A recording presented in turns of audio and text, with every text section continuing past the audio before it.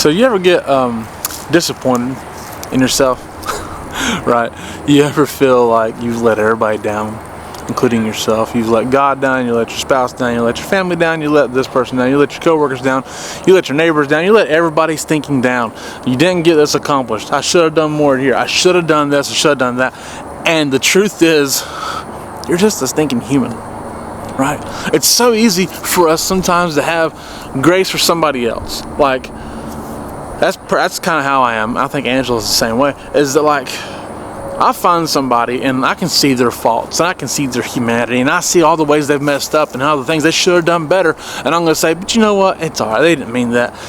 They're humans too. Hey, they need grace the same as I need grace, right? And all these things are true. And it's very easy for me to do that. But sometimes I will look around and I'll say, well, I could have done this better. I could have done that better. I was lazy here. I was lazy there. I couldn't do that. I didn't do this. If I had done this 10 years ago, I wouldn't be in this situation now. If I had done this, if I had done that. And you start blaming everything on yourself. It's very easy to do. And I think that many of us can have such high expectations for ourselves that I should be perfect.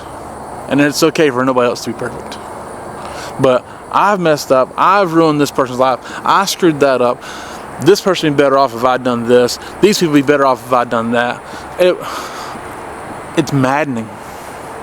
Absolutely maddening. And the truth is, you're just a stinking human. Just like everybody else is just a stinking human. And none of us are perfect. And we all need grace. But it's hard to have grace for yourself sometimes. The Apostle Paul talked about that in 2 Corinthians chapter 12, verse 7. He said, to keep me from becoming conceited because of these surpassingly great revelations, there was given to me a thorn in my flesh, a messenger of Satan to torment me.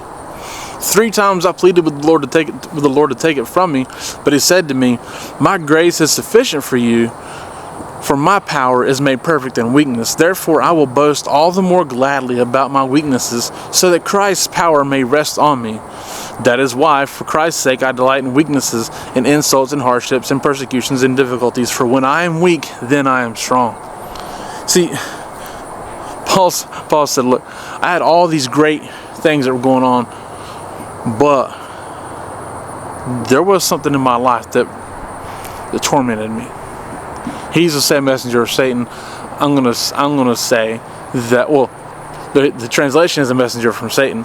I'm gonna say it was the voices telling him how much he had done in his life and how unworthy he was, and how he messed all these things up. Because Paul was a Christian murderer. If we're not aware, Paul killed Christians.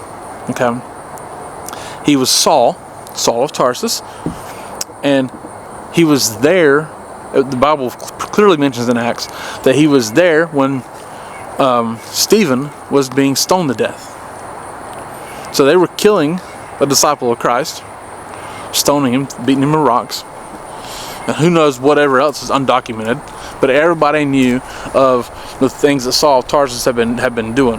Now, when they found out Saul became Paul, then it took some time, I'm sure, to earn everybody's trust.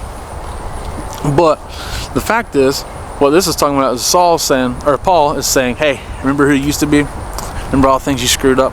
Remember all the people you killed? All the families' lives you ruined? You ruined everybody's life. It's all because of you. This person doesn't have a father because of you. That's hard. And it's real, by the way. It's true. It's very true. But that had to drive him nuts. Dealing with his own humanity, his own imperfections, the reality of the things he had messed up.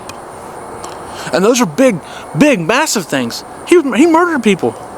Or if he didn't do it himself, he at least was there approving of and overseeing of the idea. He was complicit, right? He was complicit in their murder.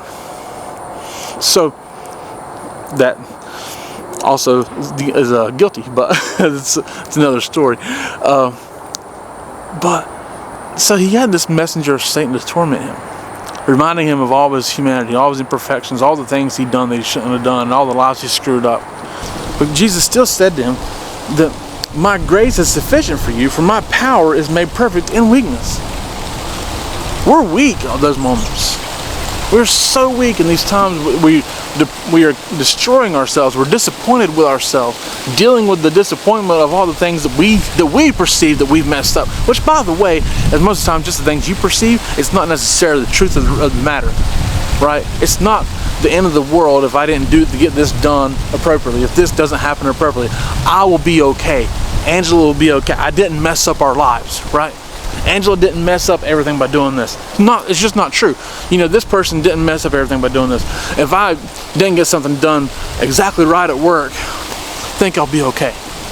I didn't destroy the company that I work for, right? I didn't ruin everything.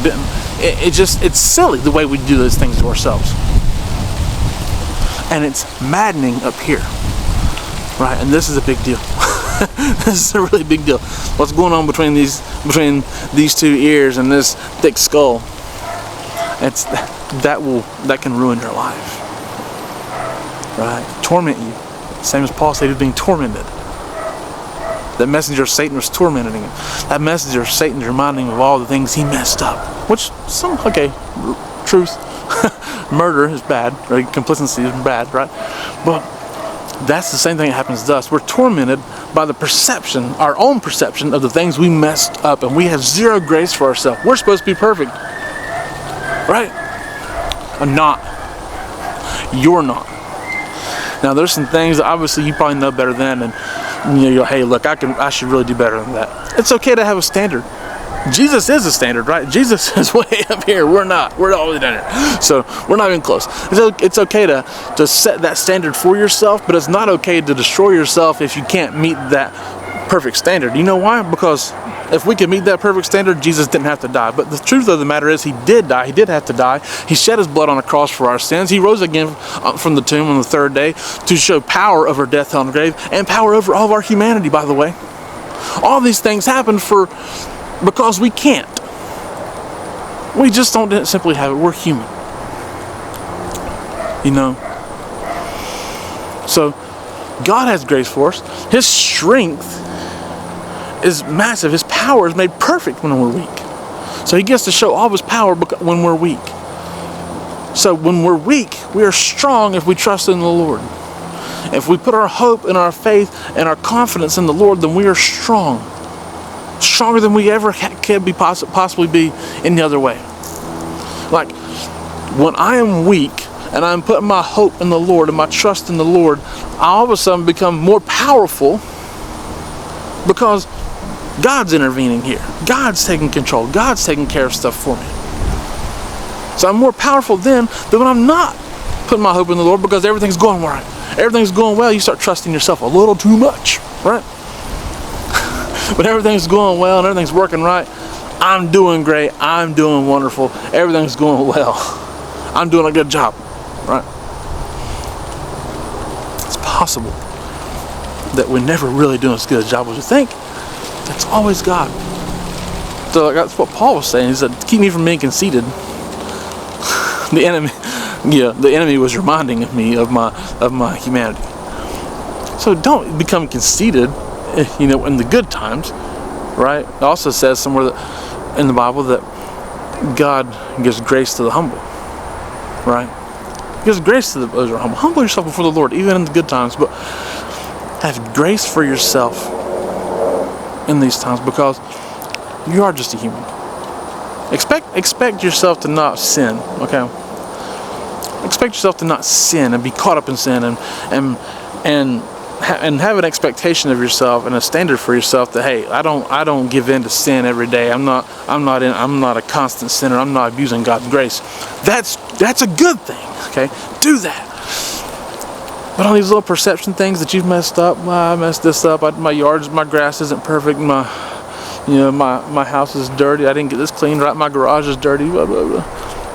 It'll be all right. Have a little grace for yourself, and even if you do happen to mess up and sin a little bit, have grace for yourself then too.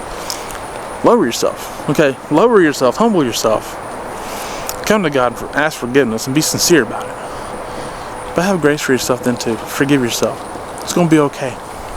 All right? God's stronger when we're weaker. So thank you guys so much for watching. I do appreciate it. My name is Jason. This is Art of Creation Homestead. We love y'all. God bless you and goodbye.